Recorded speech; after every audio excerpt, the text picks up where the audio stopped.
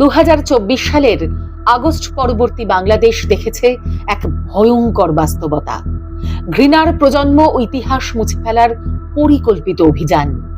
একে কেউ বলল রিসেট, কেউ বলল নতুন বাংলাদেশ, কিন্তু বাস্তবে এসবই পাকিস্তানে ফেরার মনস্তাত্ত্বিক অভিযান। 5ই আগস্ট 2024-এর পর বাংলাদেশ এমন এক সামাজিক রূপ দেখছে যা শুধু রাজনৈতিক পরিবর্তনই নয়, একটা নৈতিক পতন। এই প্রজন্মের একটি বড় অংশের চোখে যে ঘৃণা দেখা গেল তা কোনো স্বতঃস্ফূর্ত ক্ষোভ নয়, দীর্ঘদিনের পরিকল্পিত মগজ ধোলাইয়ের ফল। পাঠ্যপুস্তকে ইতিহাস বিকৃতি, সামাজিক মাধ্যমে মুক্তিযুদ্ধ বিরোধী বয়ান, ধর্মীয় উগ্রতার স্বাভাবিকীকরণ, এই সব মিলেই তৈরি করা হয়েছে এক প্রজন্ম যারা আগুনে হাত পুড়লেও প্রশ্ন করে না। ফলো করুন বর্তমান।